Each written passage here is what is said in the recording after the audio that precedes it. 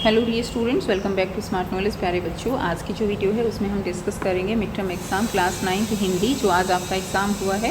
इसके कुछ सॉल्यूशन देखेंगे और ऑथेंटिक सॉल्यूशन जो आपके आंसर की आएगी उसमें आप देखना, और वो सबसे पहले इस चैनल पर शेयर की जाती है तो वहाँ से आप देख सकते हैं। ठीक है, तो देखिएगा, ध्यान को पढ़ना था आपको और पूछे गए प्रश्नों के उत्तर देने थे। तो बहुत ही आसान पेपर आई थिंक ये आपका है। तो कमेंट सेक्शन में बताना कि आपको पेपर कैसा लगा। इवनिंग शिफ्ट के बच्चे देख सकते हैं और आगे जो बच्चे तैयारी करेंगे उनके लिए हेल्पफुल रहते हैं पेपर, प्रीवियस ईयर पेपर। ठीक है, तो यहाँ से आप देख सकते हो। धन से तृप्ति नहीं होती तो खा आंसर हो जाएगा। धन पाकर लोभ बढ़ता है। भस्मक रोग, रोगों से की तृप्ति कभी नहीं होती, भस्मक रोग हो जाएंगे।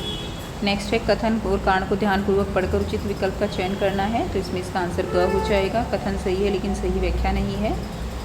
गद्यांश के अनुसार वास्तविक धनी कौन है, तो यहीं से आप आंसर दे सकते थे। ठीक है, ये वाला, धनी जिसकी आवश्यकताएं कम है, थोड़े में तृप्त हो जाता है। ठीक है, और पाँचवें का आंसर यहाँ से यहाँ तक धनाढ़ता जो है वो क्वेश्चन था कि धनाढ़ता एक प्रकार की बीमारी क्यों कहा है। नीचे काव्यांश को ध्यानपूर्वक पढ़ना है और उस पर आधारित प्रश्नों के उत्तर आपको देने हैं। तो ये काव्यांश दिया गया है, यहाँ से इसको पढ़ लेंगे।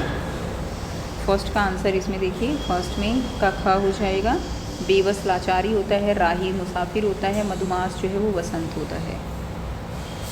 उसके बाद सेकंड का आंसर आपका इसमें घ हो जाएगा। थर्ड का आंसर इसमें ख रहेगा, संघर्षपूर्ण और बाधाओं से युक्त। ठीक है, कवि की जीवन यात्रा कैसी है, संघर्षपूर्ण और बाधाओं से युक्त है।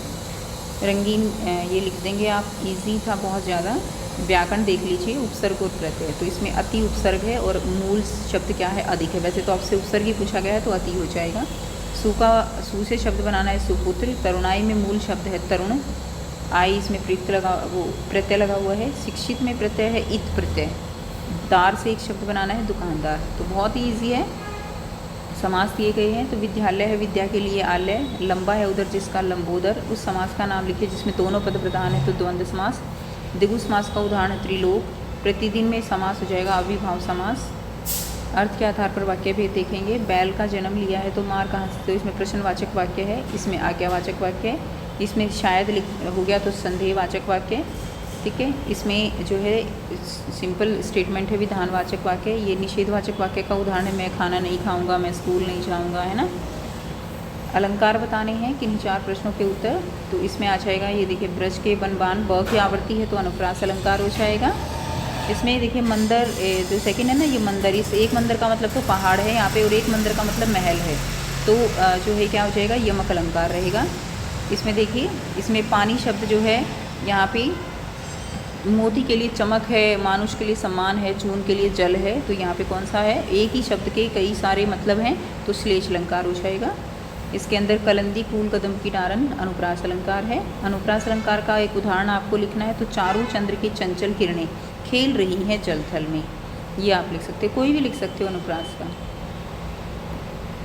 उसके बाद नेक्स्ट देखिए, पाठ्य पुस्तक पर आधारित है, ये आपने जो है आपकी बुक से है तो आपने पढ़ा हुआ है।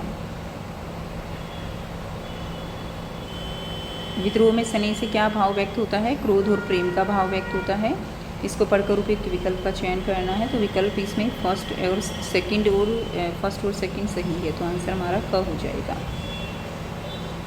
कथन और कारण को ध्यानपूर्वक पढ़कर उपयुक्त विकल्प का चयन करना है, तो इसमें हमारा आंसर ग हो जाएगा। कथन ए सही है और कारण इसकी सही व्याख्या है।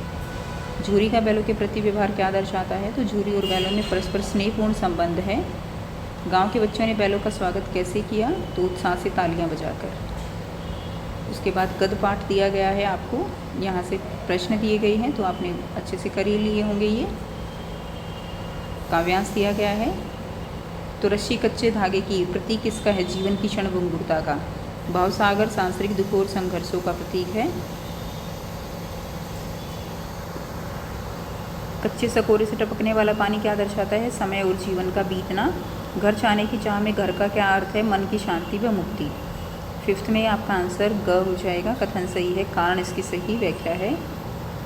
उसके बाद कविताओं के आधार पर चार प्रश्नों में से किन्हीं तीन के आपको उत्तर लिखने हैं। ठीक है, तो ये प्रश्न आपको दिए गए हैं।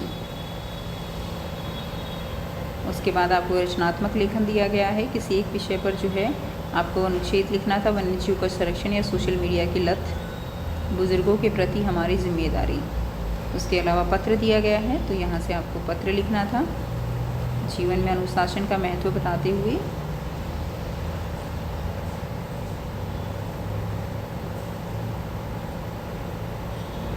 तो ये था कंप्लीट पेपर। सो मिलते हैं आपसे नेक्स्ट वीडियो में इसकी मार्किंग स्कीम के साथ। So take care.